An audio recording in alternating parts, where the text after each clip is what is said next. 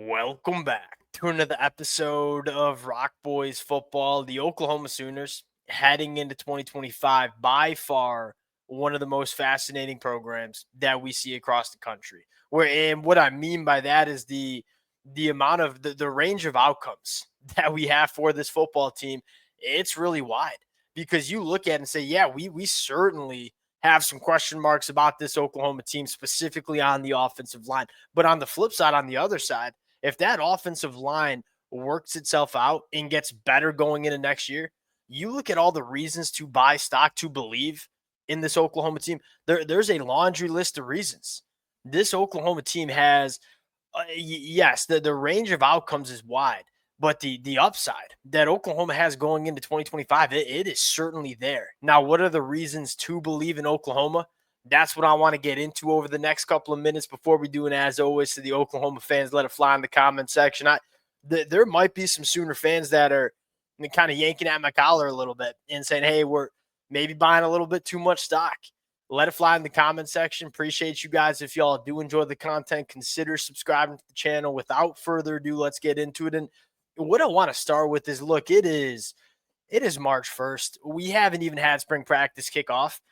Why not talk about the upside of these football teams? We're going to get into the question marks as the next couple of months go by.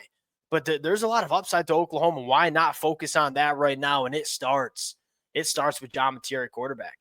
Look, there is a very real chance that we're talking about John Mateer being the best quarterback in the SEC at the end of 2025. In fact, if you were to ask me to rank the SEC quarterbacks going into the 2025 year, there's a good shot that I have him in the top three. And I would not argue if you wanted to have him as the best quarterback going into the 2025 year. And what has me believing in John Mateer so much is, one, he's coming over with his offensive coordinator and Ben Arbuckle, so there's not going to be that the growing pains that you normally have with transfer portal quarterbacks. More importantly, it's the kind of quarterback that John Mateer is. He's a quarterback that can be an engine of an offense, and that's what Oklahoma needs going into 2025, because you do have some question marks about the offensive line. You do have some question marks about just how good the pass catchers are around him. You look at a guy like Garrett Nussmeier, and Garrett Nussmeier is a great quarterback going into 2025. I'm a huge Nuss fan, but he's not the engine of an offense, and he probably can't be an engine of the offense. John Mateer can, and it starts with his athletic ability, and this is such a wild stat. John Mateer last year, 54 missed tackles forced.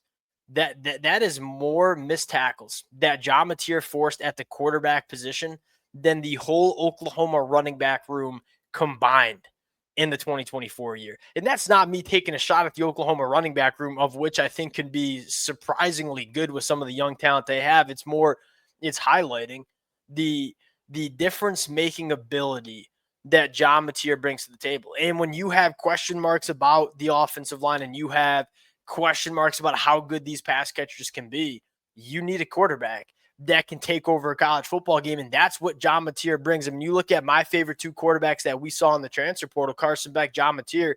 I mean, I infinitely prefer John Mateer in this Oklahoma offense, and quite frankly, I infinitely prefer Carson Beck in the Miami offense, because he's not as much of an engine, but you build an engine around him, he can drive the car.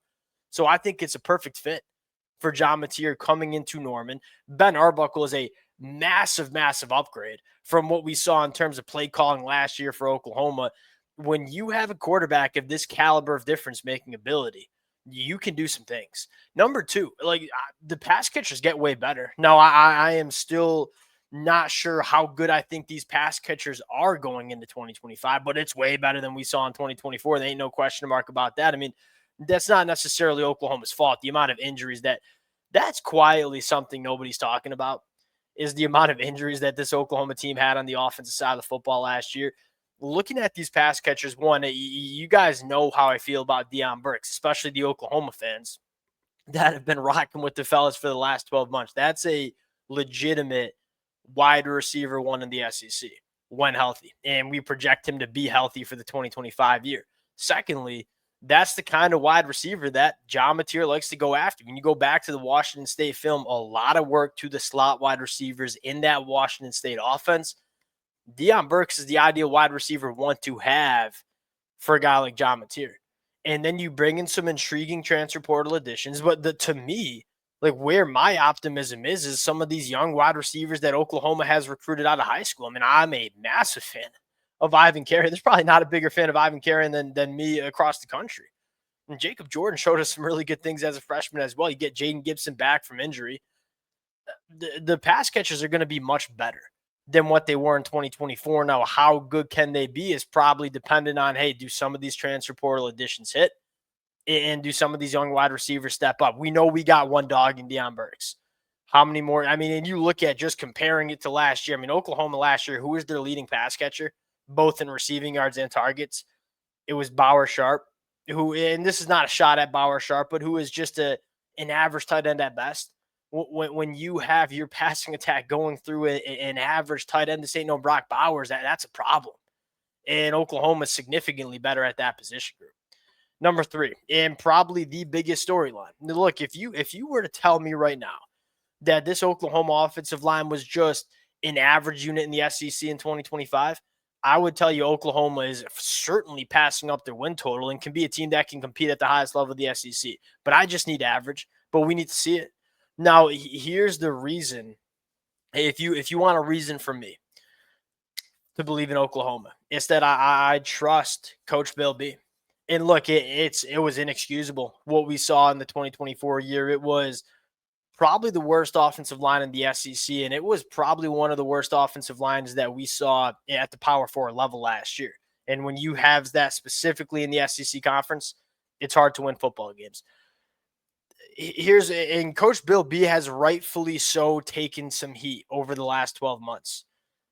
If you were to look at his track record, there's a lot more examples of him doing a really good job with the offensive line than him not doing a good job. And it was kind of a combination of a couple of different things. One, you graduated so many guys. So you had so many new faces coming in and stepping up for this Oklahoma offensive line. And you missed with your transfer portal additions, right? A guy like Spencer Brown, a guy like Michael Tardy, they just were not good enough in the transfer portal. You missed on your evaluation. So when you lose as much production as Oklahoma had, and then you miss on the transfer portal additions, and then you deal with some injuries and probably lack of player development from some of the guys on the offensive line last year, that's kind of how you wind up with a really bad offensive line. You have a full another year of a lot of these guys that have been kind of marinating in the system, which I think you can assume that guys like Logan Howland get better. A guy like Eddie Pierre-Louis, they get better going into next year. You also bring in a guy in Luke Blanco, who I think can come in and start. You have a guy in Michael Fasusi coming in as a 5-star offensive tackle who very well could start for Oklahoma. The fact that I do trust Bill B as a generally very, very good offensive line coach, as well as just I think they did a better job with the additions, both at the high school ranks and in the transfer portal. It's not crazy to say this Oklahoma offensive line gets better. How much better does it get is probably going to be how good this Oklahoma team is in general.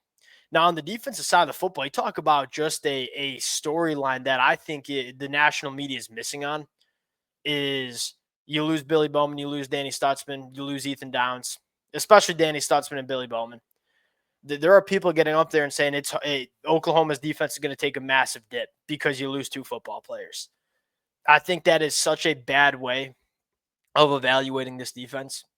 And this is not a shot at Danny Stutzman. Y'all know I got a Danny Stutzman shirt. Danny Stutzman, probably my favorite linebacker that we've seen play college football over the last 24 months. He's a stud. Billy Bowman, rightfully so, in the safety room as well. Just because you lose 2 guys does not mean this Oklahoma defense is going anywhere. In fact, I don't think it's crazy to say it gets better because of the upside you have in the front 7. What do all great defenses in college football have in common? Elite front 7s. Go back to Ohio State in 2024. They were elite stopping the run, elite getting after the passer. In fact, they were the number 1 team in the country getting after the passer last year. All right, Michigan in 2023. What made them special? Very, very good defensive line. Ton of guys going to the NFL. What about Georgia, 2021, 2022? Elite defensive lines.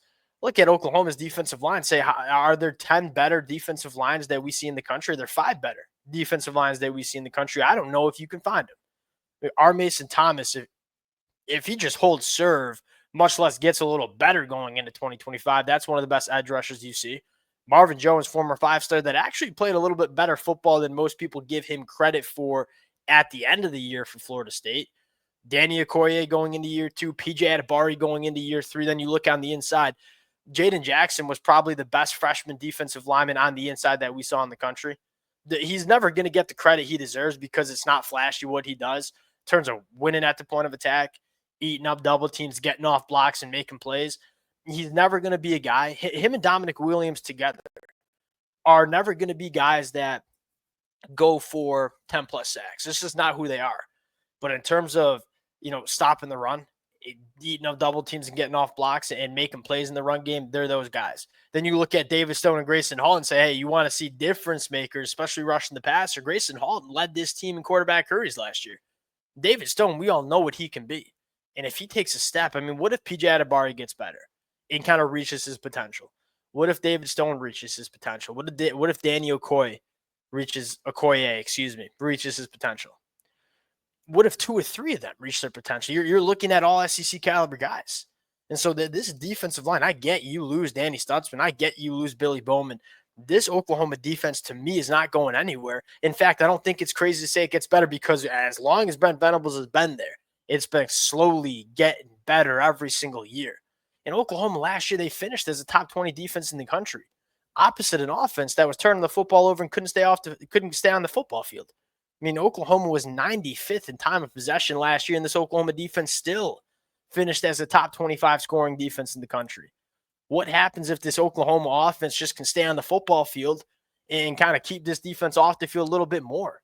You're going to see a top 20 defense in the country. And then lastly, I like the early portion of the schedule. And look, Oklahoma's schedule, any year in the SEC ain't going to have an easy schedule. Oklahoma knows what they signed up for. But the first 5 games, you get 4 of them at home. Your biggest game is probably Michigan coming to town week 2. That's a favorable. And y'all see the logo on my shirt. I'm a Michigan fan. There's a very good chance that Michigan is starting a true freshman quarterback going on the road for a second career start in Norman, Oklahoma against the Brent Venables defense. I'm not counting my Michigan Wolverines out, but I'm saying I'd much rather not have to go on the road and play Oklahoma week 2 with the true freshman quarterback. That's a very gettable football game that can give Oklahoma a lot of momentum that they just never seem to build up in the 2024 year. There's wide range of variety. There's a wide range for this Oklahoma team. But if things come together, specifically on this offensive line, do not sleep on the Oklahoma Sooners. Am I getting up here and saying they're going to win the SEC? No, I'm not. But I am saying they can be an extremely dangerous team in this conference if some things come together. We'll sign out there. Appreciate you guys rocking with it. If y'all do enjoy the content, consider subscribing to the channel. Appreciate you guys. We'll talk to y'all later.